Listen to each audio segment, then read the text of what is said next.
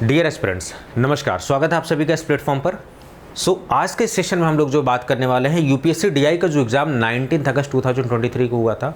We are going to release the answer key. कुछ set of questions के मैं answer धीरे धीरे करता रहूँगा, ठीक है। जैसे बिहार डीआई का एक एक करके मैंने आंसर की जारी किया हुआ था, अगर आपने नहीं देखा है तो जाके देखिए।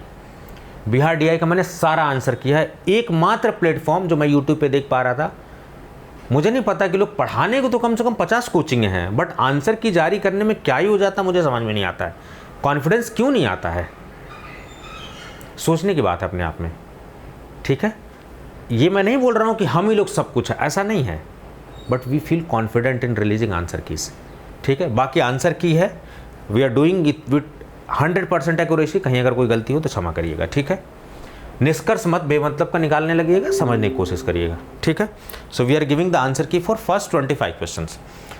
पहला क्वेश्चन जो मेरे पास आया था, ये यूपीएससी ड्रग इंस्पेक्टर जो 19 अगस्त को पेपर हुआ था, उसके आंसर की मैं बता रहा हूँ। सो 25 क्वेश्चन सेटअप करके हम जो है धीरे धीरे आंसर की इसकी समझते रहेंगे। थोड़ा सा मैं इसका रिव्यू एक बता देता हूँ। इससे पहले मैंने एक वीडियो बनाई हुई थी, पूरा रिव्यू किया हुआ था। ये मैं बता देता हूँ कि ये एग्जाम पैटर्न इसका था 9:30 से 11:30, 150 क्वेश्चन, 120 मिनट, 300 मार्क का था। 1/3 निगेटिव मार्किंग थी असाइन्ड मार्क की, और ये सारे एक रिव्यू था। फार्माकोलॉजी के 30 से 35 question, jurisprudence 35 question, chemistry 35 question, pharmaceutics 18 to 20 question, ये सारी चीज़ें। और उसके बाद देखिए आप रिमेनिंग सब्जेक्ट्स 10 to 15 क्वेश्चन, ये सब। इट मीन्स कि बैकबोन अगर देखा जाए फ्यूचर के लिए, तो बैकबोन आपको क्या समझ में आ रहा है? बैकबोन क्या समझ में आ रहा है? फार्माकोलॉजी, जूरिस्प्रूडेंस वेरी इंपॉर्टेंट, इनकी स्टैंडर्ड बुक। फार्माकोलॉजी के लिए के डी त्रिपाठी, जूरिस्प्रूडेंस के लिए एन के Jain, very important book. Chemistry पढ़िए आप, सुटेक्स, लैकमैन पढ़िए, बहुत अच्छी किताब है, स्टैंडर्ड किताबें पढ़िए आप, ठीक है। और जो रिमेनिंग सब्जेक्ट्स थे उनके बारे में ज़रा बात कर लेते हैं। ये देखिए, इम्यूनोलॉजी से 9 क्वेश्चन, कंप्यूटर इंग्लिश से 14 क्वेश्चन। तो ये कुछ रिव्यू था। तो आगे जो भविष्य में एग्जामिनेशन होने वाले, अब आप समझ सकते हैं कि pharmacology, pharmaceutics, jurisprudence, chemistry, these are the backbone subject. इन पे आपको फोकस ज़्यादा करना पड़ेगा। चलिए, now coming on the answer की। The first question was eriochrome black T indicator analysis based question है।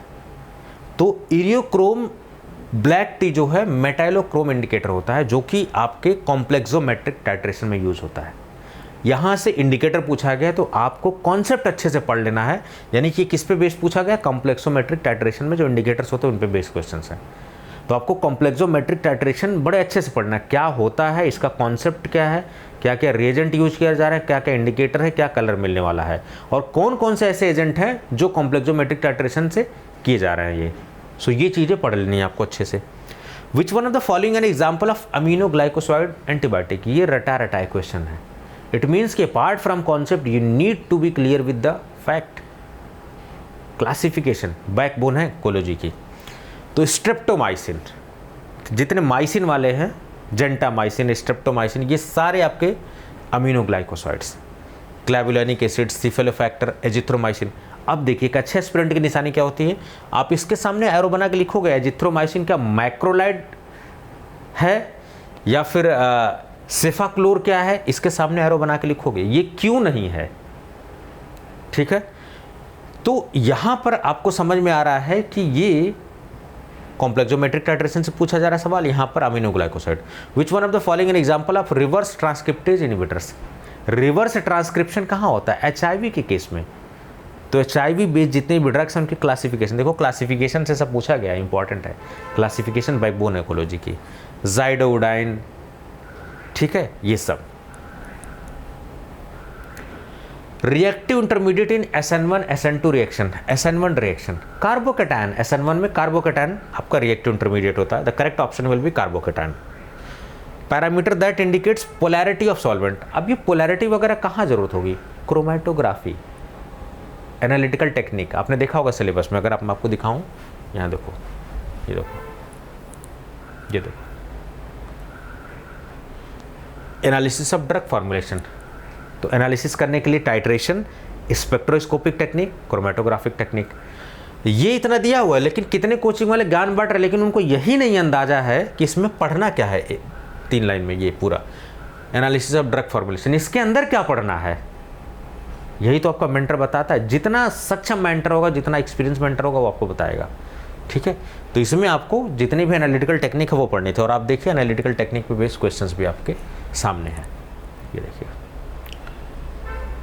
क्योंकि एल्यूशन में, चाहे आइसोक्रेटिक एल्यूशन हो, चाहे ग्रेडियंट एल्यूशन हो, एल्यूशन में सॉल्वेंट की पोलैरिटी बड़ा मैटर करती है।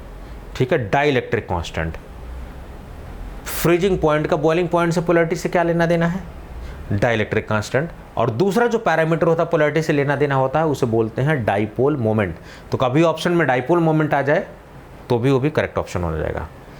Vitamin B consist of which of the following ring system, इतना तो डीप पढ़ के ही नहीं गए। विटामिन बी कौन सा फैट सॉल्युबल, ये सॉल्युबल, ऐसा वैसा, इतना डीप तो स्ट्रक्चर पढ़ के नहीं गए।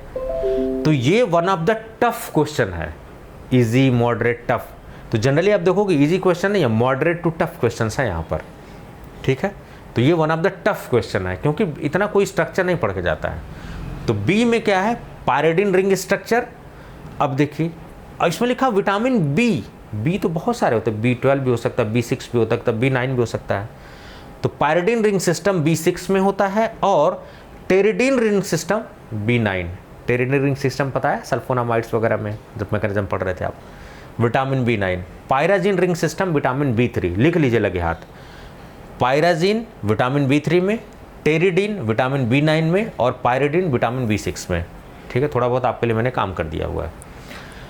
Nitric oxide is biosynthesised from, कहाँ से सिंथेसिस हो रही नाइट्रिक ऑक्साइड। ठीक है, वही नाइट्रिक ऑक्साइड जो एंटी हाइपरटेंशन, हाइपरटेंशन में बहुत बड़ा रोल होता है, वासोडायलेशन में बहुत बड़ा रोल होता है, एंटी एंजिनल एजेंट में भी बहुत बड़ा रोल होता है। और आपके नाइट्रिक ऑक्साइड क्या करता है, बॉडी में वासोडायलेशन कर रहा है, ब्लड की सर्कुलेशन को बढ़ा रहा है, इंप्रूव कर रहा है। यानी कि सेक्सुअल जो क्षमता होती है उसमें भी नाइट्रिक ऑक्साइड का बड़ा रिलीज होता है। ब्रेन जब नाइट्रिक ऑक्साइड का सिग्नल जाएगा, रिलीज होगा, तो वो सेक्सुअल पावर भी, आपकी सेक्सुअल ड्राइव भी कहीं ना कहीं इससे अफेक्ट होती है। ठीक है, नाइट्रिक ऑक्साइड।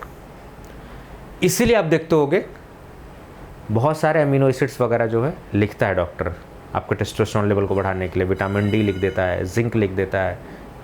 ठीक है, L-आर्जिनिन भी होता है, बड़ा इंपॉर्टेंट होता है। क्यों?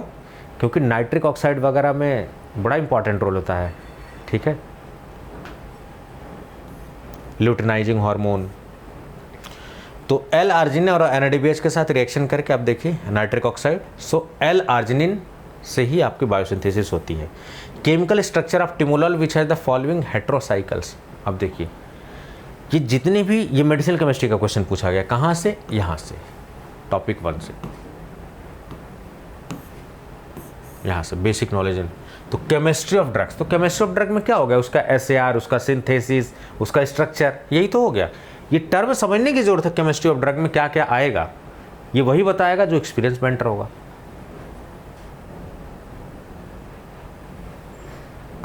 ठीक है, सो मॉर्फोलिन एंड थाया डायजोल रिंग।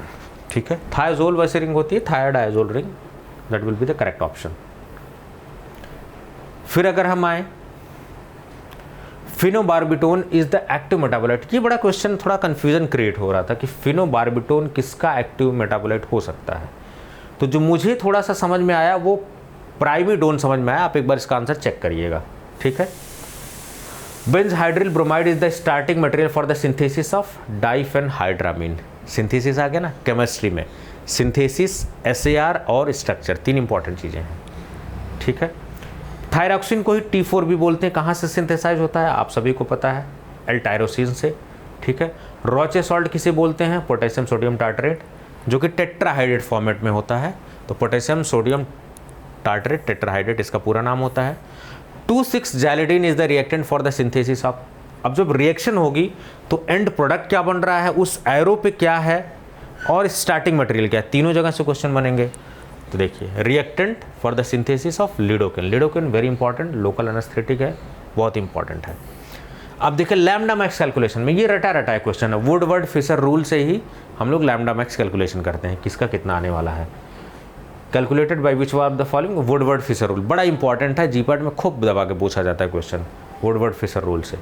ठीक है, Beer Lambert's law, UV visual spectrophotometer से बिहार डीआई में सवाल भी आया था। अब देखिए नियत पकड़िए यूपीएससी की, मैंने क्या कहा, thalidomide previously band for its teratogenic activity is again introduce in the market for which one of the following. हमें क्या पढ़ाया जा रहा है कि सर बैन हो चुका है, बैन हो चुका है। हमें ये नहीं बताया कि नहीं सर फिर से भी आ गया है थैलिडोमाइड। 1960s में मॉर्निंग सिकनेस के लिए यूज हो रही थी, तो seal like link side effect, हजारों बच्चे बर्बाद हो गए। बिल्कुल जो पेट के अंदर, गर्भ के अंदर जो बच्चा था, प्रॉब्लम उसमें डिफेक्टेड हो गया, वो टेराटोजेनिक हो गई, डिफेक्ट कॉज कर रहा था, सील लाइक लिम्ब हो रहे थे बच्चों के। अब वही दवा फिर से लॉन्च हो गई, इसका मतलब कुछ उसके स्ट्रक्चर के अंदर सुधार किया हो गया, उसके अंदर एनालिसिस होएगा, क्लिनिकल इन्वेस्टिगेशन हो गया, कौन सा मॉलिक्यूल, कौन सा ऐसा स्ट्रक्चर फंक्शनल ग्रुप है जो गड़बड़ कर रहा है, इसको हटाओ। इसीलिए लाइव क्लास के साथ कोर्स लेना जरूरी है, क्योंकि आपको अपडेटेड चीज़ें मिले, वरना 5 साल 10 साल पहले की रिकॉर्डेड वीडियोज़ होंगी, फिर आप नहीं समझ पाओगे। ठीक है, लाइव कोर्सेज के साथ। तो जो हम यूपीएससी डीआई का course very soon we are going to launch, और हो सकता है आपको ये वीडियो बड़ी लेट पहुंचे, तब तक लॉन्च भी हो गया हो। तो आप फार्मा पाथफाइंडर्स, जो कि हमारा एप्लीकेशन है फार्मा पाथफाइंडर्स, ये एप्लीकेशन है, इस पर आप स्टोर ऑप्शन में जाके चेक कर सकते हो। फार्मा पाथफाइंडर्स इस तरीके का आइकन है।